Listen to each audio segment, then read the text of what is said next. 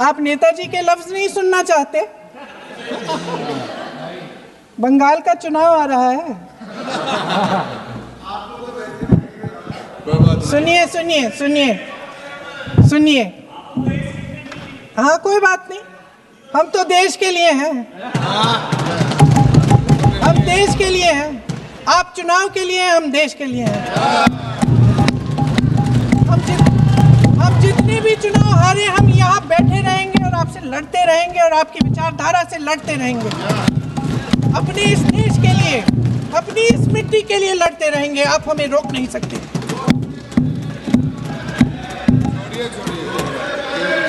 सुन लीजिए सुभाष चंद्र बोस जी ने क्या कहा, सुन लीजिए, सुन लीजिए। My dear Jawahar, reference Vande Mataram.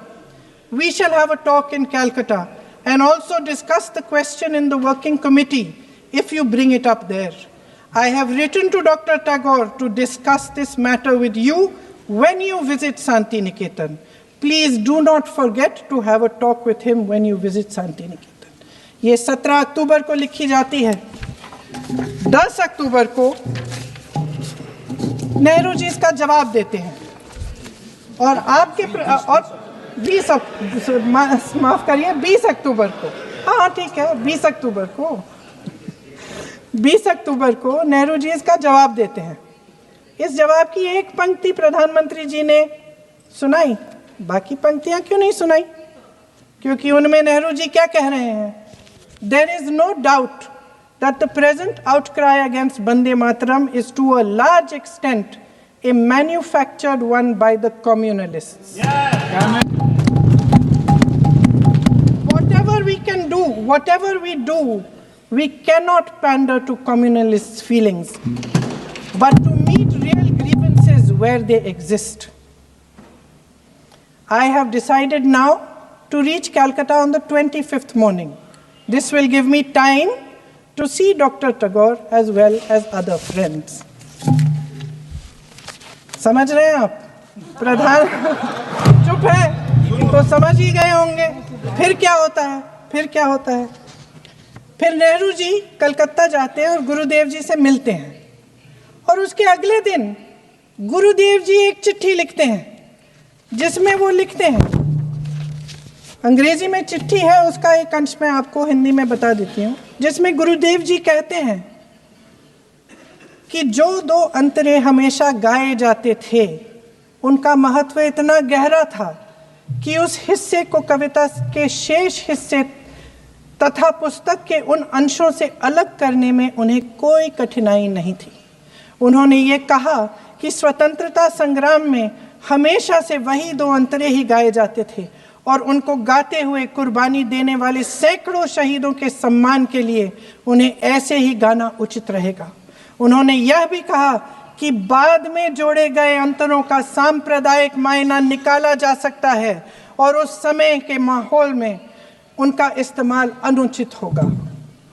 इसके बाद 28 अक्टूबर 1937 में कांग्रेस की कार्य समिति ने अपने प्रस्ताव में वंदे मातरम को राष्ट्रगीत घोषित किया।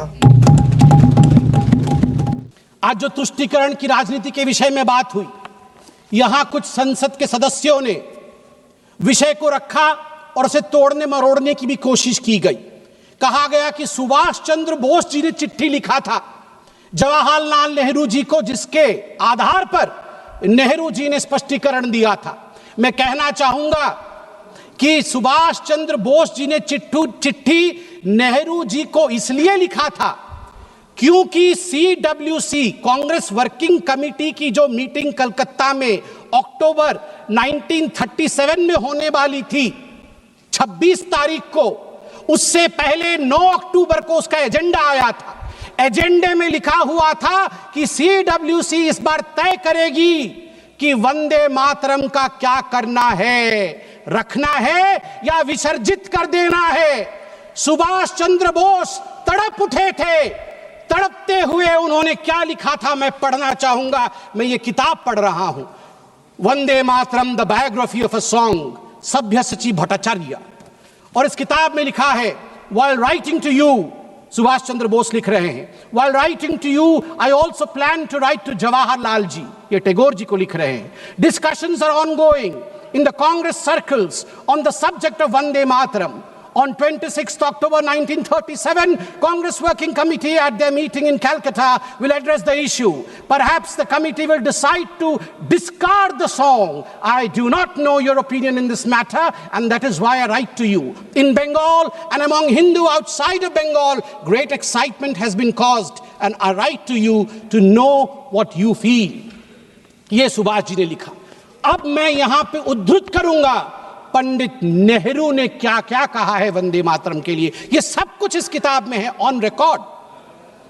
मैं पढ़ रहा हूं. Nehru had only recently read the novel Anandamath only 6 days before the working committee meeting. केवल 6 दिन पहले उन्होंने आनंदमठ आनंद फानन में पढ़ लिया. उसके बाद नेहरू ने चिट्ठी लिखा. Nehru writes on 20th October 1937, quote, I have managed to get an English translation of Anandamath, and I am reading it at present to get the background of the song. It does seem that this background is likely to irritate the Muslims. I do not understand it without the help of a dictionary. आप चिंता करिए, नेहरू देश के प्रथम प्रधानमंत्री आनंद मठ जैसे महान किताब को, बंकिम ऋषि बंकिम के उस महान ग्रंथ को आनंद फानन में 6 दिन पहले पढ़ रहे थे CWC, ताकि वंदे मातरम को विसर्जित करना है या रखना है इसका निर्णय वो ले सके. आप सोच के देखिए ये किस प्रकार की धृष्टता थी भारतवर्ष के साथ. और नेहरू जी कहते हैं मैं तो डिक्शनरी के बगैर वंदे मातरम समझ भी नहीं सकता हूं. एलओपी का भी वही हाल है. एलओपी का भी वही हाल है. तभी आज वो नदारत है. बिना डिक्शनरी के ये वंदे मातरम क्या है समझ भी नहीं सकते हैं. धन्यवाद है, धन्यवाद है माननीय प्रधानमंत्री जी का आज मौका दिया है. कुछ लोग घर में डिक्शनरी पढ़ पढ़ के आके भाषण तो किया है उन्होंने, वरना अभी तक वंदे मातरम का अर्थ भी नहीं समझ में आता. आगे नेहरू जी क्या कहते हैं मैं आपको पढ़ के सुनाऊंगा. नेहरू जी के सब कुछ कहने के बाद कांग्रेस वर्किंग कमेटी की मीटिंग होती है. रिजोल्यूशन मेरे हाथ में है इस किताब में. कांग्रेस वर्किंग कमेटी की जो रिजोल्यूशन है वंदे मातरम को लेके, उसमें बहुत कुछ है. मैं कुछ पोर्शन पढ़ रहा हूं. The other stanzas of the song are little known and hardly ever sung. They contain certain allusions and a religious ideology which may not be in keeping with the ideology of other religious groups in India.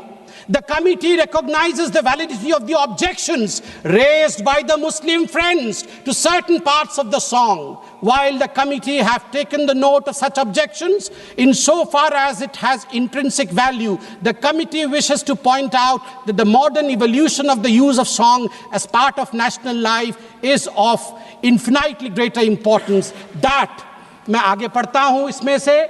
Taking all things into consideration, therefore, the committee recommended that whether the Vande Mataram is sung at national gatherings, only the first 2 stanzas should be sung with perfect freedom to organizers to sing any other song of an unobjectionable character. मतलब उनके मन में था कि Vande Mataram objectionable है और organisers के ऊपर छोड़ दिया गया कि आप कोई और गाना भी गा सकते हैं जो कि अनऑब्जेक्शनेबल नहीं है.